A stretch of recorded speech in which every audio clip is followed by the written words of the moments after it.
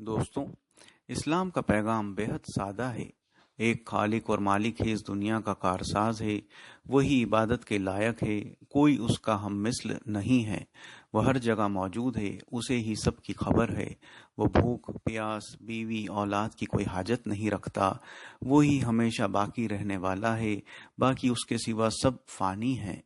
انسان کی موت کے بعد اصل زندگی جب شروع ہوگی، تب انسان کو دنیا میں کیے ہوئے اپنے عمل کے مطابق جزا اور سزا کے فیصلے کا سامنا کرنا پڑے گا۔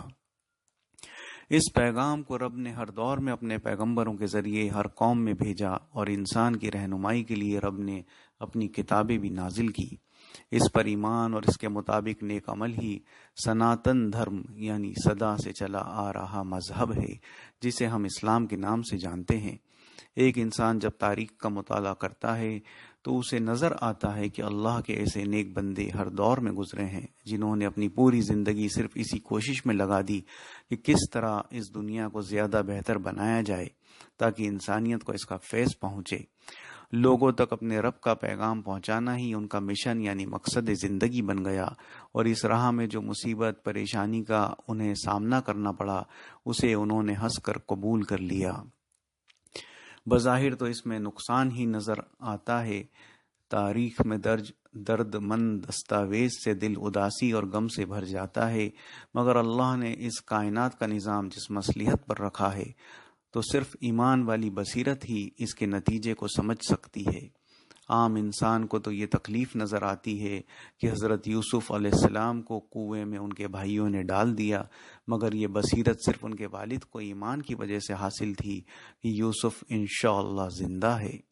اس لیے قرآن میں اللہ نے اپنے ایمان والے بندوں کو ایسے حالات کے بارے میں سورہ آل عمران کی آیت نمبر 139 میں یہ پیغام دیا کہ وَلَا تَهِینُوا وَلَا تَحْزَنُوا وَأَنْتُمُ الْأَعْلَوْنَ إِن كُنتُم مُؤْمِنِينَ، کہ اداس نہ ہو اور غم مت کرو، اگر تم ایمان والے ہو تو تم ہی غالب رہو گے۔ مگر افسوس، واقعہ کربلا کے ساتھ ہم نے صرف عام انسان والا رویہ ہی اختیار کیا ہوا ہے۔ ہم امام حسین کی عظیم شہادت کو تکلیف کا سبب سمجھ کر بے حد غمزدہ ہوتے ہیں، افسوس کا اظہار کرتے ہیں، مجلس نوحہ مرثیہ کو اس طرح خاص طور سے محرم کے ابتدائی دنوں میں دہراتے ہیں کہ پورا واقعہ ہماری نگاہ کے سامنے آ جاتا ہے۔ ممبر پر بیٹھا ہوا ذاکر پوری توجہ اسی پر لگا دیتا ہے کہ کربلا کا مقتل کا منظر آنکھوں کے سامنے دوبارہ آ جاتا ہے اور آنکھوں سے آنسو بہہ نکلتے ہیں۔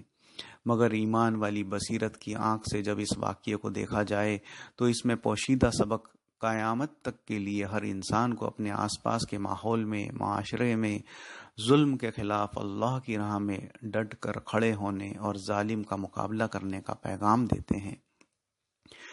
کربلا کا واقعہ ہمیں اولی الامر یعنی حکمران کی حیثیت بتاتا ہے، ان سے اختلاف کے وقت ہمارا رخ کس طرف ہونا چاہیے، اللہ کے یہاں عزت کسے حاصل ہوتی ہے۔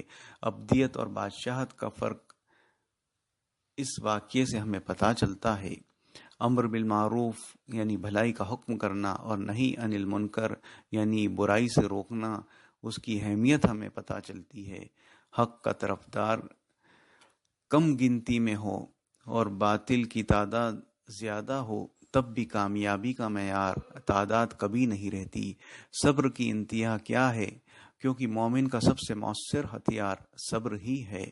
نماز کا ہر حال میں اپنے وقت پر ادا کرنے کی اہمیت اور اپنے رب کو ہی سجدہ کرنے کا مقام بھی واقعہ کربلا سے ملتا ہے۔ اس کے لیے حق کی آواز کو بلند کیا جائے اور انقلاب کی راہ کو اپنایا جائے، اور اس راہ میں شہادت یعنی ہمیشہ کی زندگی کو حاصل کرنا، اس کا پیغام واقعہ کربلا سے ملتا ہے۔ شہادت اس راہ کی معراج ہے اور واقعہ کربلا اس کا بے مثال نمونہ ہے۔ اب ذرا اپنا جائزہ لیجئے، اپنے کردار کو ٹٹولیے اور سوچئے کہ امام حسین کی شہادت کو محض ہم نے رسم کے طور پر یاد رکھنے کو ہی اپنی ذمہ داری سمجھ لیا ہے، اور اپنے کردار، اخلاق اور عمل سے ہمارا کوئی تعلق ہی نظر نہیں آتا۔ اس لیے اب بھی وقت ہے، سنبھلیے، ذلت اور عزت کے فرق کو سمجھیے۔ اسلام کے سادہ پیغام ایک اللہ اور اس کی بندگی اور موت کے بعد اسے جواب دینے کو مت بھولیے۔ انشاءاللہ آپ دنیا اور آخرت میں ہمیشہ سر بلند رہو گے۔ سبق پھر پڑھ، صداقت کا، عدالت کا، شجاعت کا، لیا جائے گا تجھ سے کام دنیا کی امامت کا۔ یہ سبق بھی ہمیں واقعہ کربلا سے ملتا ہے۔ والسلام۔